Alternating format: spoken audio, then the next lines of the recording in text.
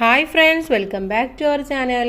4ാം ക്ലാസ്സിലെ എല്ലാ കൂട്ടുകാർക്കും പുതിയൊരു വീഡിയോയിലേക്ക് സ്വാഗതം. ഇന്ന് നമ്മൾ നോക്കാൻ വേണ്ടി പോകുന്നത് 4ാം ക്ലാസ്സിലെ മലയാളത്തിലെ തോൽക്കാൻ മനസ്സില്ല എന്നുള്ള പാഠഭാഗവും അതിലെ പ്രവർത്തനങ്ങളുമാണ്. ഇതുവരെയുള്ള എല്ലാ പാഠഭാഗങ്ങളും നമ്മൾ അപ്ലോഡ് ചെയ്തിട്ടുണ്ട്. അപ്പോൾ നമുക്ക് നോക്കാം എന്താണ് ഈ ഒരു പാഠഭാഗത്ത് നമുക്ക് പഠിക്കാനുള്ളത് എന്നുള്ളത്. കൂട്ടുകാർ റെഡിയാണോ? തോൽക്കാൻ മനസ്സില്ല. തടസ്സങ്ങളെ തട്ടി വീഴുന്നവരല്ല നമ്മൾ, അതിനെ മറികടക്കുന്നവരാണ് അല്ലേ. നമ്മൾ ജീവിതം മുന്നോട്ട് പോകുമ്പോൾ നമ്മൾ മുന്നിൽ ഒരുപാട് തടസ്സങ്ങൾ ഉണ്ടായിരിക്കും. പക്ഷേ അതിലൊന്നും തട്ടി വീഴാതെ നമ്മൾ അതിനെല്ലാം മറികടന്ന് മുന്നോട്ട് പോകുമ്പോഴാണ് നമുക്ക് വിജയം കൈവരിക്കാൻ വേണ്ടി സാധിക്കുകയുള്ളൂ. നക്ഷത്രങ്ങളിലേക്ക് മിഴി തുറന്നൊരാൾ. ഇരുട്ടും വെളിച്ചവും ഓടിപ്പിടിച്ചു കളിക്കുന്ന സ്റ്റേജ്. കാറ്റിൻ്റെ അലകളിലേറി മധുര സംഗീതം ഹാളിനകത്ത് ഒഴുകി വഴിയുന്നു. നർത്തകരാരാണ്, കാണികളാരാണ് ഇത് എന്ന് വേർതിരിക്കാനാവില്ല. കാറ്റ് തുലയുന്ന പൂമരങ്ങളെ പോലെ സകലരും ചുവട് വെച്ചാടുകയാണ്. പല വർണ്ണങ്ങളിൽ പുഞ്ചിരി പൊഴിക്കുന്ന വൈദ്യുത വിളക്കുകൾ പോലും അതിൽ പങ്കുചേരുന്നു എന്ന് തോന്നും. പെട്ടെന്നാണത് സംഭവിച്ചത്. ബ്രേക്കിട്ടതുപോലെ കൊട്ടും പാട്ടും നിലച്ചു. സംഗതി മറ്റൊന്നുമല്ല, സ്റ്റീഫൻ വീണ്ടും കുഴഞ്ഞു വീണിരിക്കുന്നു. കൂട്ടുകാരെല്ലാം ചേർന്ന് സ്റ്റീഫനെ സാവകാശം എഴുന്നേറ്റിരിക്കാൻ സഹായിക്കുന്നുണ്ട്. പക്ഷേ ഏറെ നേരത്തെ ശ്രമം വേണ്ടി വന്നു അതിന്. ഇതിപ്പോൾ തുടരെ ഉണ്ടാവുന്നുണ്ട്. കഴിഞ്ഞ ആഴ്ച വണ്ടി തുഴയുന്നതിനിടയിലും സ്റ്റീഫൻ കുഴഞ്ഞു വീണിരുന്നു. ഇപ്പോൾ അവന് സംസാരശേഷിയും നഷ്ടമാവുന്നുണ്ട്. 21 വയസ്സ് മാത്രം പ്രായമായ ഒരു ചെറുപ്പക്കാരൻ. അവനിങ്ങനെ ഇടയ്ക്കിടെ കുഴഞ്ഞു വീഴാൻ കാരണമെന്താവും? നീണ്ട പരിശോധനക്കൊടുവിൽ ഡോക്ടർമാർ വിധി എഴുതി. സ്റ്റീഫന് ഇനി ഏറെയൊന്നും ജീവിക്കാനാവില്ല. ഏറിയ 2 വർഷം മാത്രം. അത് പറയുമ്പോൾ അവരുടെ കണ്ണുകളിൽ വെളിച്ചം കെട്ടുപോയിരുന്നു. പതുക്കെ ശരീരത്തിന്റെ ചലനമറ്റു പോകും. സംസാരിക്കാനുള്ള കഴിവ് കുറഞ്ഞു തീരെ ഇല്ലാതാവും. മസിലുകളെ നിയന്ത്രിക്കുന്ന ഞരമ്പുകളാകെ ക്ഷീണിച്ചു പോകുന്നതാണ് അസുഖം, അപൂർവമായ അസുഖം. പൂമ്പാറ്റ ചിറകുള്ള ഒരു ചെറുപ്പക്കാരൻ. അവനിതാ മരണത്തിന്റെ ഇരുട്ടിലേക്ക് പറന്നടുക്കുകയാണ്. 1942 ഇംഗ്ലണ്ടിലെ ഓക്സ്ഫോർഡ് എന്ന സ്ഥലത്ത് പിറന്ന കുഞ്ഞ് സ്റ്റീഫൻ വില്യം ഹോക്കിംഗ്. സ്നേഹധനനായ പിതാവ് ഫ്രാങ്ക് ഹോക്കിംഗ്, വാത്സ്യനിധിയായ മാതാവ് ഇസബൽ ഹോക്കിംഗ്.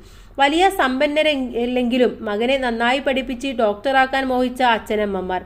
ഗണിതത്തിലും സയൻസിലും കുട്ടിക്കുള്ള താല്പര്യത്തെ പിന്തുണക്കുന്നതിൽ അവർ കാണിച്ച ഉത്സാഹം. സ്കൂളിലെ കൂട്ടുകാരും കളികളും കോളേജിലെ പഠനവും വിനോദവും എല്ലാം കൈവിടുകയാണ് ആരും തളർന്നു പോകുന്ന നിമിഷം. എന്നാൽ സ്റ്റീഫൻ തളർന്നില്ല. 8ാം ക്ലാസ്സിൽ പാഠങ്ങൾ പോലും നന്നായി വായിക്കാൻ കഴിയാതിരുന്ന അവൻ സ്വന്തം പരിശ്രമം കൊണ്ട് കോളേജ് പഠനം വരെ മുന്നേറി വന്നതാണ്. മരണത്തിലേക്ക് തന്നെ വലിച്ചുകൊണ്ടുപോകുന്ന മാരക രോഗത്തോട് മല്ലടിക്കാൻ തന്നെ അവൻ തീരുമാനിച്ചു. തോറ്റുകൊടുക്കാതെ തുടർന്നും 5.5 പതിറ്റാണ്ട് ജീവിച്ചു. വെറുതെ അങ്ങ് ജീവിക്കുകയല്ല, ഉയരങ്ങളിൽ നിന്ന് ഉയരങ്ങളിലേക്ക് കുതിച്ചു കയറി തന്നെ ജീവിച്ചു. ഇതാണ് സ്റ്റീഫൻ ഹോക്കിങ്സിന്റെ ഫാമിലിയുടെ ചിത്രങ്ങളൊക്കെ. ഇന്നേ വരെ ലോകം കണ്ട മികച്ച ശാസ്ത്രജ്ഞരുടെ മുൻനിരയിൽ തന്നെ. പ്രപഞ്ചത്തെക്കുറിച്ച് അന്വേഷിച്ച് പുതിയ കണ്ടുപിടുത്തങ്ങൾ നടത്തി. ധാരാളം പുസ്തകങ്ങൾ എഴുതി. യന്ത്രങ്ങളുടെ സഹായത്തോടെ ആയിരക്കണക്കിന് ആളുകളുമായി സംസാരിച്ചു. അധികമൊന്നും ശരീരം ഇളക്കാനാവാതെ വീൽചെയറിൽ ഇരുന്ന് ഉപകരണങ്ങൾ ഉപയോഗിച്ച് പറഞ്ഞും എഴുതിയും കണ്ടുപിടുത്തങ്ങൾ നടത്തിയും ആ വിസ്മയ ജീവിതം 76 കൊല്ലം തുടർന്നു. ലോകത്തിന്റെ ആദരവും അംഗീകാരവും ഏറ്റുവാങ്ങി. ഏവർക്കും വെളിച്ചം പകർന്നുകൊണ്ടു തന്നെ. 2018 മാർച്ച് 14 മരണം അദ്ദേഹത്തെ കീഴ്പ്പെടുത്തും മുമ്പേ അദ്ദേഹം മരണത്തെ തോൽപ്പിച്ചു കഴിഞ്ഞിരുന്നു. ഒന്നും ഒറ്റക്കായിരുന്നില്ല. എന്തിനും ഏതിനും അച്ഛനമ്മമാർ ഒപ്പം നിന്നു. കോളേജ് പഠനകാലത്തെ കൂട്ടുകാരിയായ ജെയിൻ വൈൽഡ് മാറാരോഗമുണ്ടെന്നറിഞ്ഞിട്ടും ജീവിത പങ്കാളിയായി കൂടെ നിന്നു. അവരുടെ കൂട്ടുജീവിതത്തിൽ പിറന്ന 3 മക്കൾ. അവരടക്കം അനേകരുടെ കനിവും കരുതലുമാണ് തന്നെ ജീവിതത്തിൽ പിടിച്ചു നിർത്തിയത് എന്ന് അദ്ദേഹം ഓർത്തെടുക്കാറുണ്ടായിരുന്നു. നാം എല്ലാം വ്യത്യസ്തരാണ്, പക്ഷേ നാം എല്ലാം മനുഷ്യരാണ്. അദ്ദേഹത്തിന്റെ ഈ വാക്യം സ്വന്തം ജീവിതത്തിൽ നിന്നു തന്നെ മുളച്ചു വന്നതാവും. മരണത്തിന്റെ മണം പരതുന്ന പഠനത്തിൽ ആണ്ടുമുങ്ങിയാണ് അദ്ദേഹം മറികടന്നത്. പഠിക്കുക, ഇനിയും പഠിക്കുക, ഇനിയും ആഴത്തിൽ പഠിക്കുക. അതായിരുന്നു അദ്ദേഹം സഞ്ചരിച്ച വഴി. സ്വന്തം കാൽച്ചുവട്ടിൽ ഒതുങ്ങാതെ നക്ഷത്രങ്ങളിലേക്ക് മിഴിയുയർത്തുക. ജീവിതം കൊണ്ട് സ്റ്റീഫൻ ഹോക്കിംഗ് അതാണ് നമ്മെ പഠിപ്പിക്കുന്നത്. അപ്പോൾ സ്റ്റീഫൻ ഹോക്കിങ്ങിന്റെ ജീവിത കഥയാണ് ഇവിടെ പറഞ്ഞിട്ടുള്ളത്. വളരെ ചെറുപ്പത്തിൽ തന്നെ അസുഖം വന്ന് വെറും 2 വർഷം മാത്രമേ ജീവിക്കുകയുള്ളൂ എന്ന് പറഞ്ഞ അദ്ദേഹം 76 കൊല്ലത്തോളം ജീവിക്കുകയും അതുപോലെ തന്നെ ശാസ്ത്രലോകത്ത് ഒരുപാട് സംഭാവനകൾ നൽകുകയും ചെയ്തിട്ടുണ്ട്. ഇനി ഇതുമായി ബന്ധപ്പെട്ട ചോദ്യങ്ങളിലേക്ക് കടക്കാം. ഇരുട്ടും വെളിച്ചവും ഓടിപ്പിടിച്ചു കളിക്കുന്ന സ്റ്റേജ്. ഈ വാക്യത്തിന്റെ അർത്ഥം എന്താണ് എന്നാണ് ചോദിച്ചിട്ടുള്ളത്. ജീവിതം എന്ന വേദിയിൽ സന്തോഷവും ദുഃഖവും മാറി മാറി വരുന്നതിനെയാണ് ഇരുട്ടും വെളിച്ചവും ഓടിപ്പിടിച്ചു കളിക്കുന്ന സ്റ്റേജ് എന്ന വാക്യം കൊണ്ട് അർത്ഥമാക്കുന്നത്. സ്റ്റീഫൻ വില്യം ഹോക്കിങ്ങിന്റെ രോഗത്തെ ഇരുട്ടായും രോഗത്തെ തോൽപ്പിച്ച് വിജയം കൈവരിക്കാനുള്ള അദ്ദേഹത്തിന്റെ കരുത്തിനെ വെളിച്ചമായും കരുതുന്നതാണ് ഇവിടെ ചെയ്യുന്നത്. ഇനി രണ്ടാമത്തേത്, നക്ഷത്രങ്ങളിലേക്ക് മിഴി ഉയർത്തുക. നാം വെറുതെ മേൽപോട്ട് നോക്കണം എന്നാണല്ലോ ഇതിനർത്ഥം.